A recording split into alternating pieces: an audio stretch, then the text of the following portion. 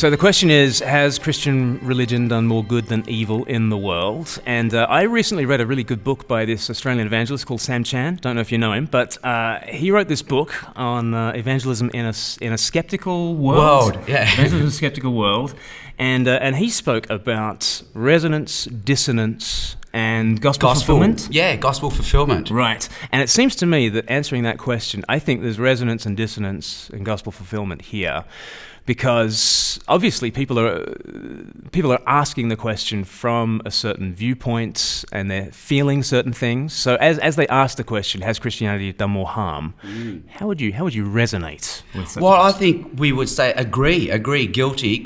A lot of bad things have been done in the name of Jesus. And even pastorally, I would always ask someone first, why do you ask that question? Because maybe they have been hurt and they're very angry at the church. Yes. And it might be because of crusades, or it might be because of church abuse scandals out there in the ether, or it might be because of an abuse that's happened within the church very personally. So always questioning the questioner, that's pretty good. So you're resonating with that, and then what kind of dissonance will you point to? Well, you could say, would the solution be less of Jesus or more of Jesus? Wow. And obviously the solution is they need more Jesus, not less. And then if you ask them to read the Bible and read the life of Jesus, you'd say, well, do you think this is doing more harm or more good? And everyone would say, this is definitely way more good. Wow. People need more Jesus.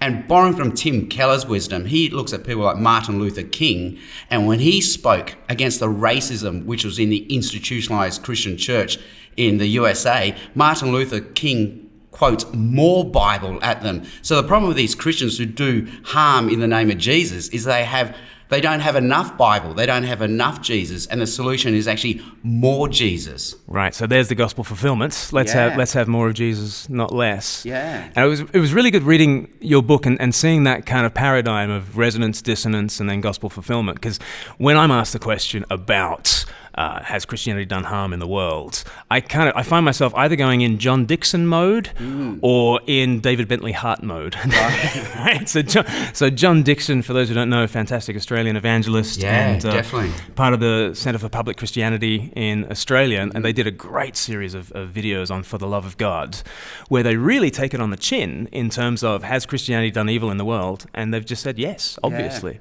But then it wins them a great hearing for being able to say, yes, but there have been hospices and hospitals and universal education, and what about human rights, and what about the scientific enterprise, and the list goes on.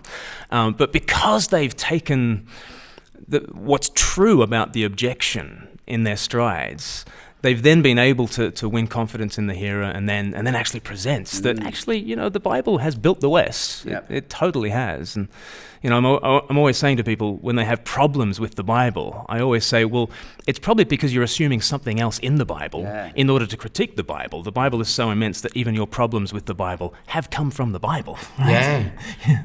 And I sometimes like to answer these questions with personal stories because people can at least imagine what we're talking about. So I was once in South Africa, Cape Town, St. James, Kenilworth, where the pastor showed me the bullet holes in the church building because there was a church service one Sunday when these gunmen just stormed the building, threw grenades into the church congregation, and then fired their machine guns into the church, killing many people, wounding many people.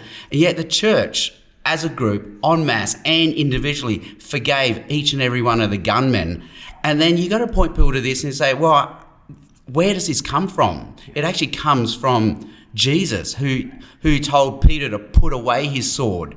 So if we adhere to the teachings of Jesus, we will do more good than harm. So the problem is not enough Jesus, and the solution is we need more Jesus. Yeah, absolutely. And when people bring up questions like religions cause all wars, like what do you kind of say to that? Yeah, well,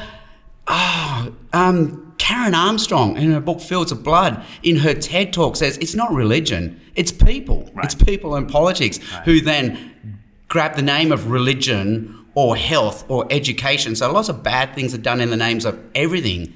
These tools, which could be for good, are then used for harm. So it's people, it's the evil within people that does it. And again, well, what's the solution? It's not more politics, it's not more education. We need more Jesus. Yeah, could it be the guy who said, "Put away your sword, those who live by the sword will die by the sword"? I often get people to Google it. If they say, "Has religion caused all war?" I just say, just Google it. Yeah. And you'll find pretty quickly, 7% of all wars have been caused by religion.